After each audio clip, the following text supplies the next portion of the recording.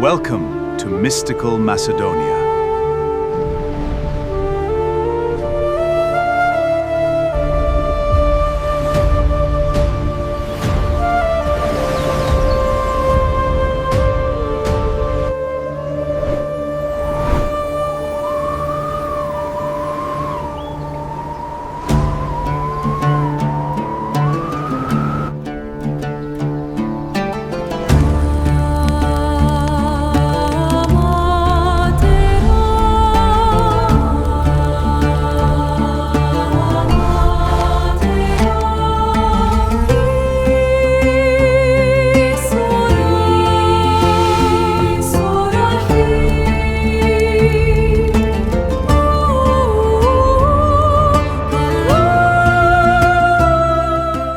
Look at this map. The civilizations that built these structures collapsed over 2,000 years ago. The ancient kings who walked these mountains were buried in lost tombs that modern mainstream academia claims have completely vanished from the face of the earth.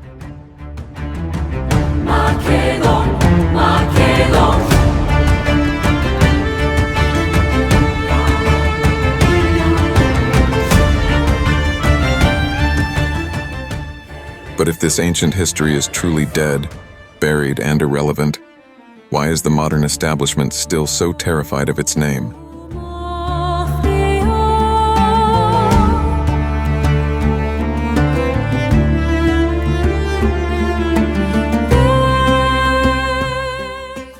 Welcome back to Ariston Production. Today, we are initiating a forbidden archaeology investigation into a territory ancient writers called the Katana Mundi, the absolute navel of the world.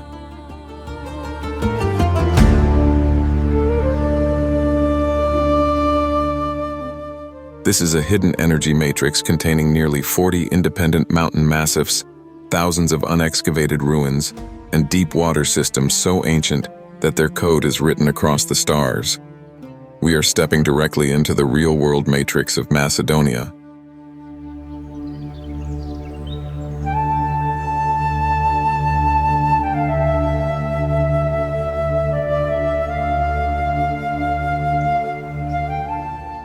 The global corporate travel industry wants you to believe that tourism is passive. They want you to buy a ticket, look at a sanitized, prepackaged ruin, and go home. But true travel is an act of reclamation. It is an experience meant to completely alter your perception of reality.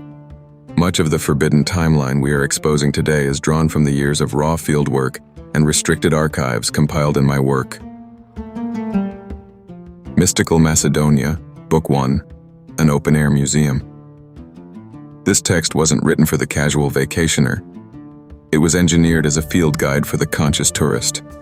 For those who understand that history is a puzzle, where the most critical pieces have been intentionally hidden. Let's decode the timeline.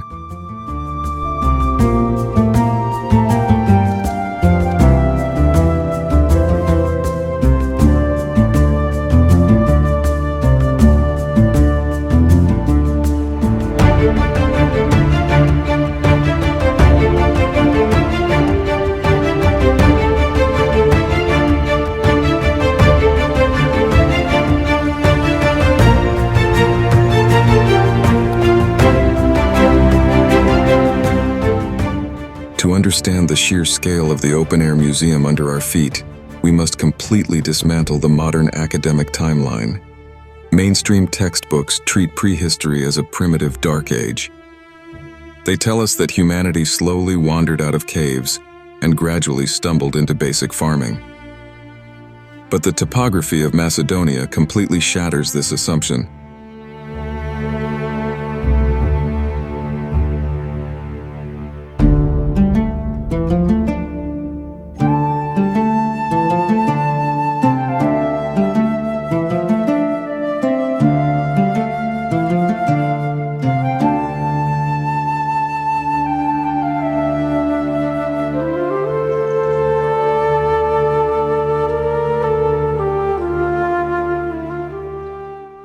Look at the sacred volcanic peak of Kokino. This is not merely a collection of cut rocks. It is an ultra-precise, megalithic space-tracking supercomputer.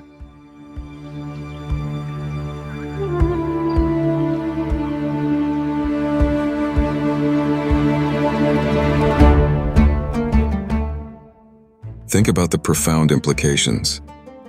Thousands of years before our era, an elite indigenous lineage of stargazers was modifying the very rock faces of this landscape to track celestial movements and harmonize human consciousness with cosmic cycles.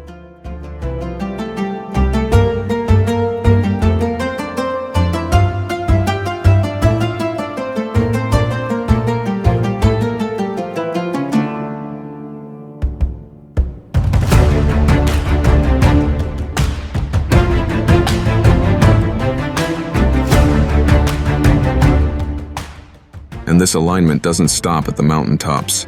It descends into the valleys, rivers, and subterranean veins of the country.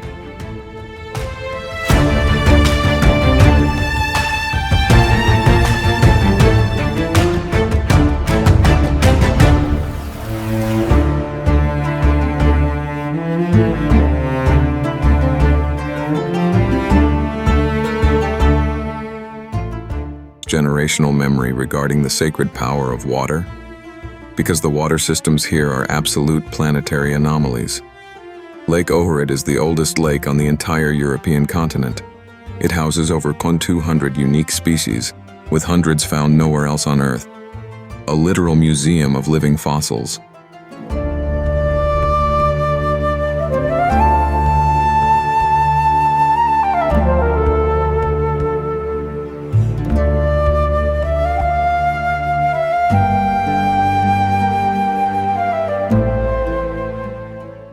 When you read through the prehistoric chapters of mystical Macedonia, you begin to see the grand design.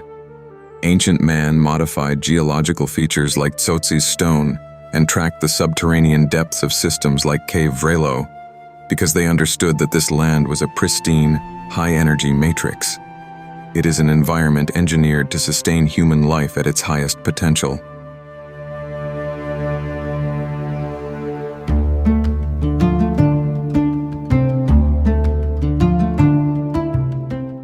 If this region was such an epic center of ancient knowledge, why isn't it on the front page of every historical archive? The answer is simple: systemic erasure.